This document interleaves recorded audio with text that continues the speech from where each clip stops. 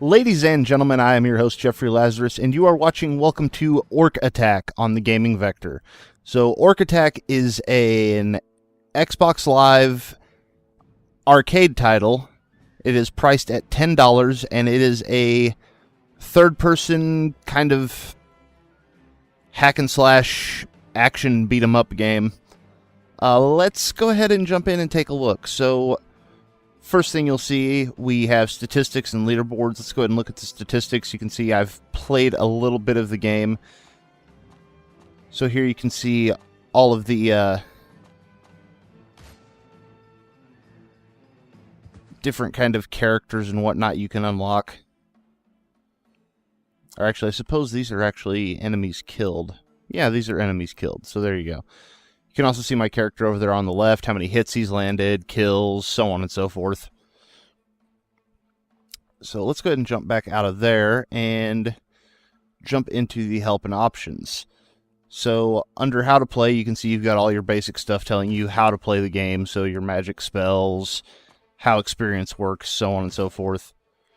Under controls, I'll leave this up on the screen for a moment if you want to pause it and take a look at the controls. One thing that you will notice that I have found to be an issue thus far is there is no actual camera control, and you'll see why that's kind of an issue later on. Also, if we jump into settings here, you can see separate sliders for sound effects and music volume. We have subtitles, blood, and then you have mana mode. So basically, you have magic mode and dirty mode.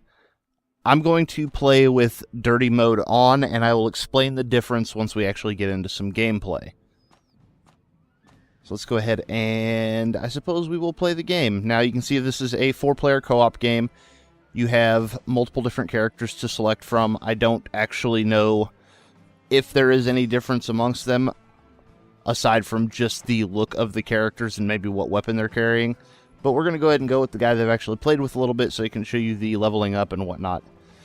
So, this is our map screen. From here, we can move about the map to these different sort of missions that we have. And all of these are the different levels we can go to. There is also a store over here, which we'll go take a look at in a minute, because I actually haven't looked at the store yet. But we can also level up. Now, this is the first kind of problem I have with the game. We go in here to level up, and it says we have 16 skill points to spend. You can see we have strength, defense, agility, and mana. It doesn't actually tell you what any of these do. Now, I'm assuming strength will give you more damage, defense will give you maybe more health, or you'll take a decreased amount of damage. Agility, I'm assuming, is movement speed and possibly jump height. And then mana, I'm assuming, either refills your mana faster or gives you a bigger mana bar, or possibly both.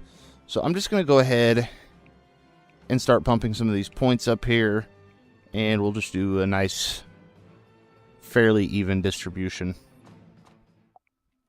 And then we'll put one into mana.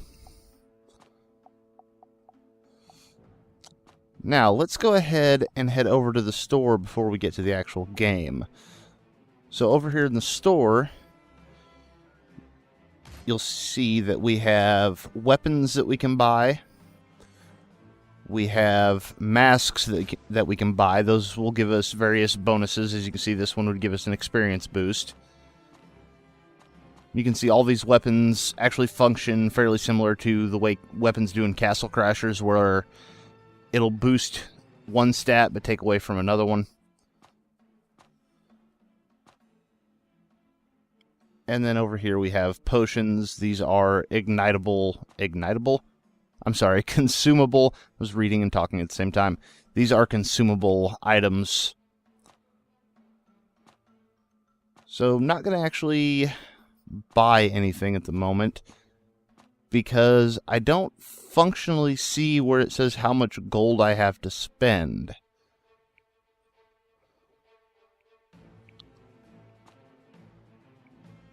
I'm going to guess I have between... No, I have the Iron Mace. I don't know how much gold I have. I don't see that listed anywhere on the screen. Possibly another fault with the game. So, if it's not already fairly clear, I'm not a huge fan of this game. So let's go ahead and jump in here, and I'll show you some of the reasons why. Now, as you can see here, the presentation is pretty good. They've got good art. If you can hear it in the background, they've got a pretty good narrator. I'll shut up for a minute so you can actually listen to him talk.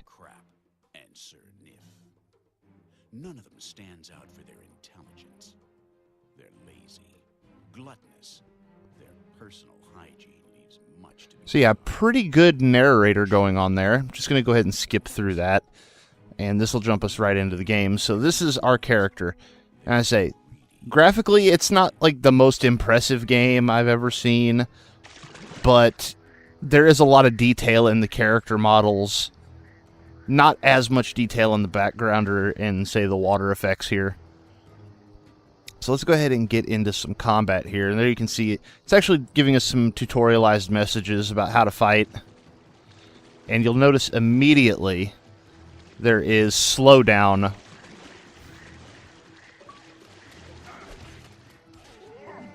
So, problem number one with this game, definite slowdown when fighting groups of enemies. And I'm hoping that comes through on the video, but it is there pretty much in spades. Now, number two is, right now, I'm moving the right stick.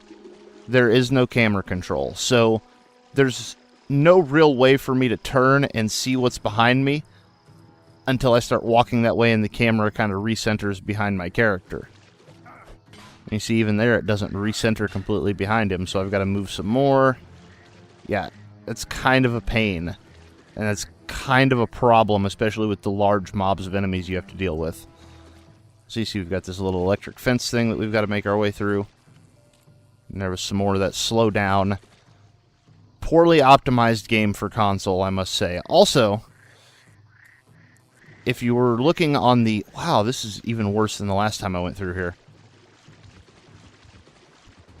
But if you notice on the control screen, there's only really two attack buttons. You have your light attack, you have your heavy attack, and you can combo those together. It feels a bit button mashy, and by a bit, I mean it feels really button mashy, especially when enemies come walking in from off screen like that and you have no idea where they're coming from.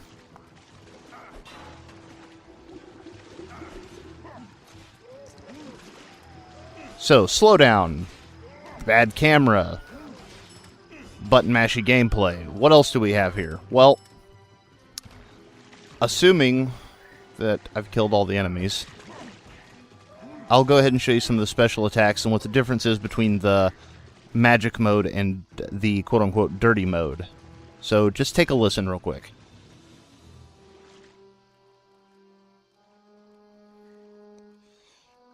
So that's what happens when you use your right trigger attack, which is kind of this acid spray. Or in the case of dirty mode, it's a belch. That's what happens if you use it in dirty mode. If you use it in quote-unquote magic mode, you just lose the belching sound effect. And here you can see we can actually fart on a fire and cause it to explode. Now, if you're playing in magic mode, once again, you will lose the sound bite there for the quote-unquote farting on a fire, which does exactly what we just saw and causes terrible, terrible slowdown once again. And it will not be called farting on a fire, it will be invoking the fire or something of that nature. So really, there's no difference between those two modes, aside from dirty mode makes it so it's haha fart jokes, which I'm not a huge fan of.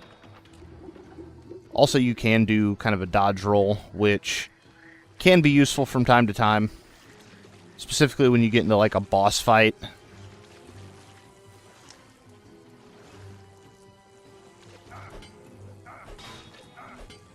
But yeah, the movement of the character controls really well, but everything else just doesn't feel that great. Like, there's our special attack, it's, you know, our right trigger attack, it's over in 2 seconds, and, you know, yeah, it'll kill stuff that it hits, but it's not really all that effective.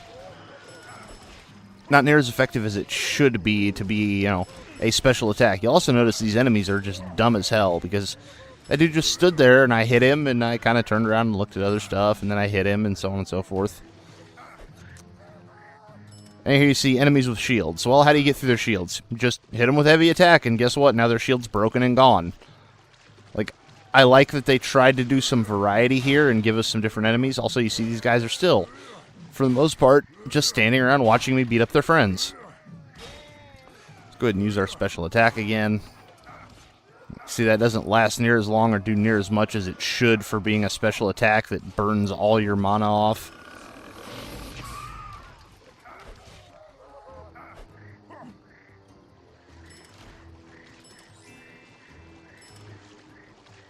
So just going to progress through the level here a bit more, and...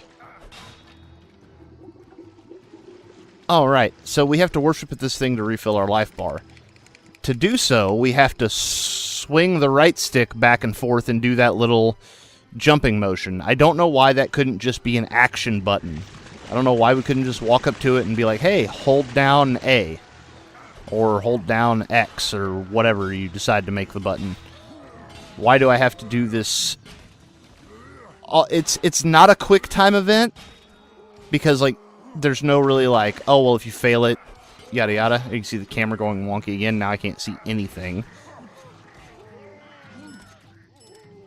But it's not really a quick time event, but I don't know, it doesn't feel right. It feels like that should just be, hey, press this button and, or more appropriately, hold down this button and it will give you health back.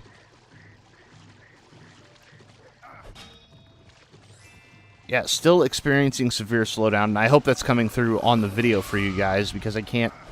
It looks like it is from what I can see, but with my recording setup, sometimes it's hard to see the video and the screen at the same time. Also, apparently I lost my big weapon there. I pick my mask back up. And then the other thing with those special magic attacks is, like, the left trigger one, like, I can only use it at one of these fires. Otherwise, it's completely ineffectual. It doesn't do anything, but it still drains my mana, which is... It feels like a really poor design decision. And then here's a little, kind of make it across the water. I want to say minigame, but it's not really a minigame. Because there's... Basically, all you do is you just kind of stand at the edge of the thing, and that directs it where you want it to go, and now... And I could see doing this with 4 people would be very, very... Oh, what's the word I'm looking for? It wouldn't be fun. Also, with the camera issue of not being able to direct where I want the camera to go, it becomes very much an issue to see where I actually want to direct this thing, because I have to kind of move around the pad, which causes the pad to move, but I still can't see where I'm going until the camera decides it wants to turn the direction that I've moved. So yeah, lots of little issues with this game that make it just not very good. And one of the things I've said many times before, I almost feel like my Xbox is going to crash playing this as much as it's slowing down. But one of the things that I've said before is, like, you know, yeah, this is obviously designed to be a co-op game. I mean, it's designed for 4 players. You can play on the same screen. And you can make the argument, well, it looks like it'd be fun with friends, and, you know, assuming it doesn't slow down to the point of not being playable with 4 people on screen, there's also the fact that I would continue to make the argument that everything is more fun with friends. That's why they're your friends. So I don't feel that's a valid argument. Alright, so here we should actually have our boss battle. And here we may come upon, if this goes like the last time I did it, we may come upon one of the other issues I have with this game, which was the way enemy targeting works, because there's also no lock-on, right? So you'll notice I'm just kind of swinging around in the air because I can't lock on that I want to hit this particular guy. Oh, and I'm getting smashed. But then there's also the fact that the game likes to try and auto-lock. At least it feels like it tries to auto-lock on the closest enemy. And of course the main problem with that is that when I'm fighting a boss like this, I am most interested in taking out the boss first, and then I'll deal with all of his little minions. That's how I personally do things. I know that's not necessarily how everybody does. But luckily I didn't have the issue this time, but last time I'd get like a group of enemies behind me, like you see right here. I'd be swinging at the boss, and the game would decide, no, you want to hit that guy who's standing behind you. And it's like, well, but I'm comboing the boss. Why would I want to turn around and hit that guy just because he's closer? That doesn't make any sense.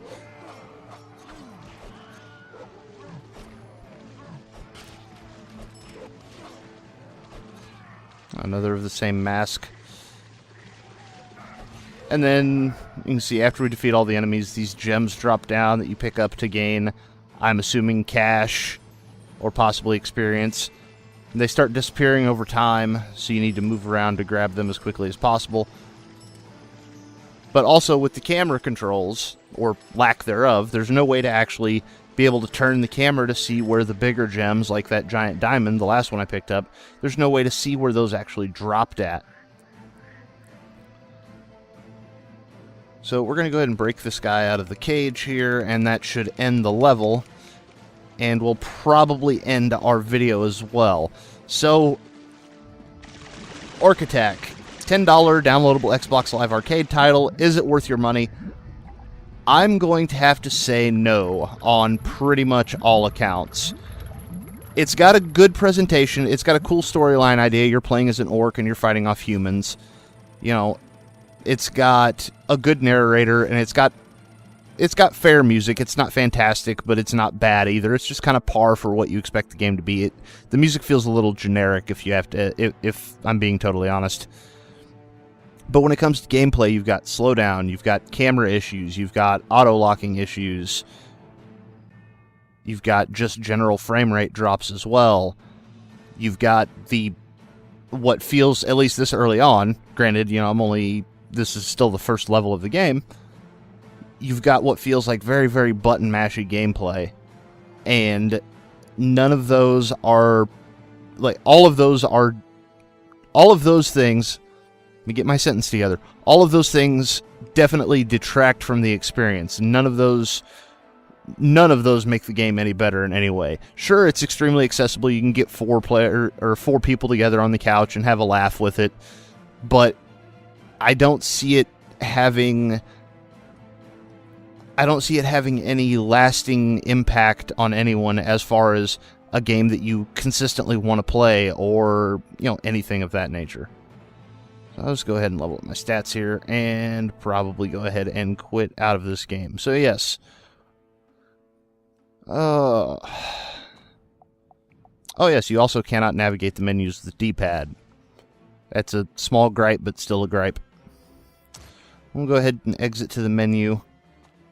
So like I said, Orc Attack, Xbox Live Arcade, $10 downloadable title. I cannot recommend it in any way, shape, or form because aside from the presentation, the game is pretty...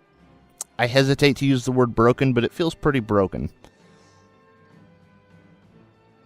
And with that, I have been your host, Jeffrey Lazarus, and thank you for watching.